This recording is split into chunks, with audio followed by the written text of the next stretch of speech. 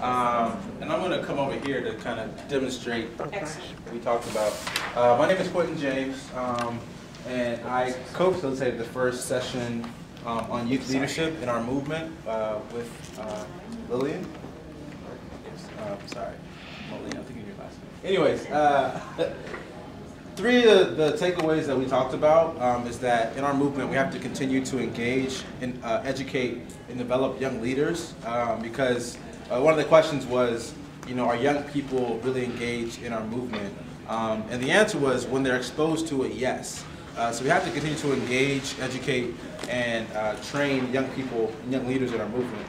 The second piece we talked about was green jobs and the green job sector, and how there are a lot of resources right now going towards green job development, but it's really hard to place those graduates of these programs into actual green jobs.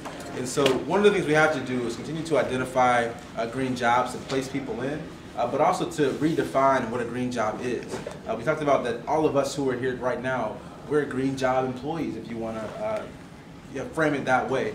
But we got to do two things, again, is identify green jobs, but also redefine what a green job is.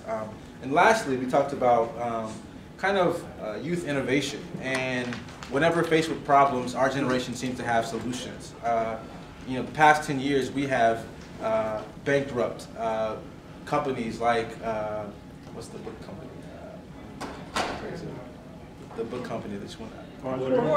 Borders. For instance, the technology has redefined how we do business, how we communicate, and so it's up to our generation to kind of figure out the next step in our movement. It can't just be finding green jobs that, again, continue the cycle of getting a job, raising a family, great, but it doesn't address any of the huge problems that we deal with in terms of our energy crisis.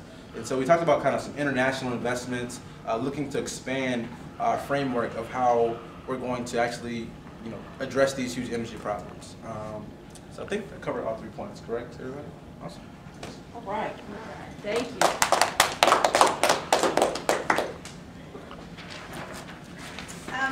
Good evening, everyone. My name, again, is Lillian Molina, and I help co-facilitate the roundtable with Amanda Starbuck around the role of direct action in the movement for energy justice.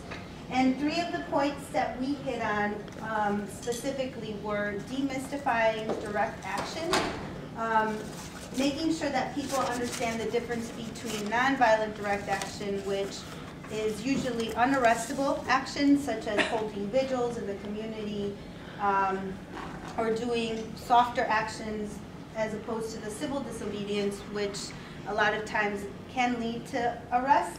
And one of the main reasons why we focused on this one is due to the connection between where the dirty energy industries lie and the prison industrial complex and the role that it plays in the community's lives.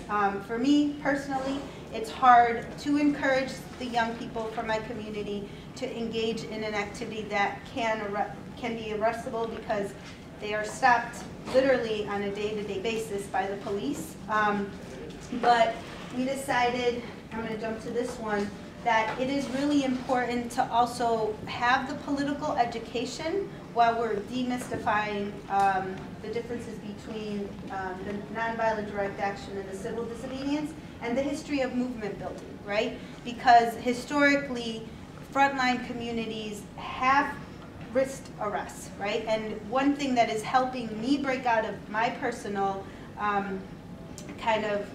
almost phobia, right, of encouraging my community members to get arrested, is seeing some of my community members risk that arrest, such as the dreamers, right? We're seeing young people that are undocumented really putting themselves out there on the line, risking deportation, risking any possibility to a future here in the United States because they feel that it is that dire. And so it's making those connections between the severity of the issue and how you are directly impacted, just like our forefathers, during the civil rights movement felt that direct impact and went out and risked arrest. That's how serious this issue is in our communities, and it's just making sure that people see those connections and also feel the support, you know, because obviously it is different for our community members to go apply for a job and they have something on their record, but it's having all of the safeguards in place as well.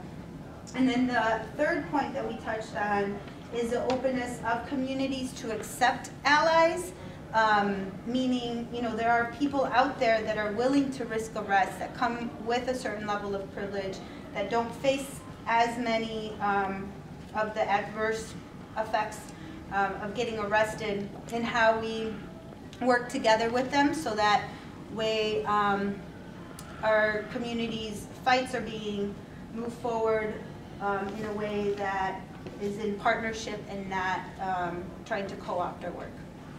Thank you. Jamison? Ananda? So Ananda, session was increasing subsidies for clean, just, and renewable energy.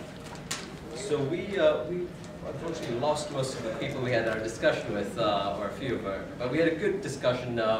We started with that question of how do we move subsidies towards clean energy solutions in our communities that would provide jobs. And what we started our discussion with was noting the earlier conversation about how dirty energy industries still get so many subsidies and incentives for carrying on, you know, whether they're coal or the oil and gas industry. But also, we noted that there's a whole range of energies that are being supported by emerging energy and climate subsidies, like biomass incinerators, waste incinerators, the nuclear power industry, that are equally, if not more harmful to communities than coal, oil, and gas, creating more pollution and more climate pollution in these communities in many cases. And how all these dirty industries are being cited. There's a higher chance of these industries being cited, whether they're landfill gas projects or waste-to-energy projects in people of color communities in this country, than there was 20 years ago. That we're seeing an increasing number of these facilities funded by clean energy subsidies like the Renewable Portfolio Standards, production tax credits, or Department of Energy loan guarantees in people of color communities around this country. And how do we stop those subsidies, these public handouts to these dirty energy industries, and shift those towards energy that can be not just clean and renewable, but also just and appropriate and affordable and economically beneficial to our communities. That brought up the issue of what is clean and what is renewable energy. What kind of energy deserves to get public subsidies? And that actually got us into kind of the meat and potatoes of the discussion, where we came up with a few points for moving forward with. Is one, we needed a risk assessment of all the different energy options, and not just based on greenhouse gas emissions or co-pollutants, but based on the full range of impacts, from mining to waste and the energy and pollutants themselves in our communities, and to a thorough risk assessment of all the energy options that would inform communities to determine what is right in terms of housing a facility in their backyards. Secondly, we needed to do an assessment of the costs associated with these industries, including where they're located, because these facilities are sited wherever it's cheapest, where land is cheapest and labor is cheapest. And as we all know, it all happens to be in the backyards of people of color in communities. And low-income folks.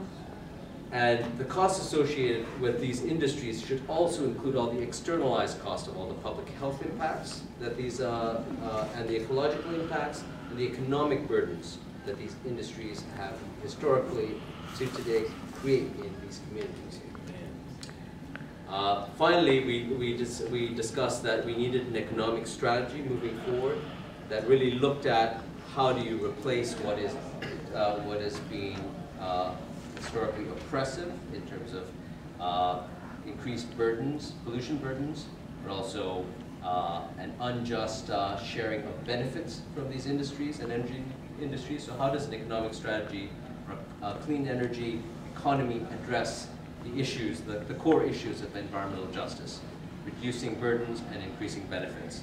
And that in defining clean energy, there had to be very strong criteria for justice, for what is affordable for communities, what is appropriate to a community's needs, and ultimately what will take us forward into a new economic, a truly just economic alternative. So that was our takeaways.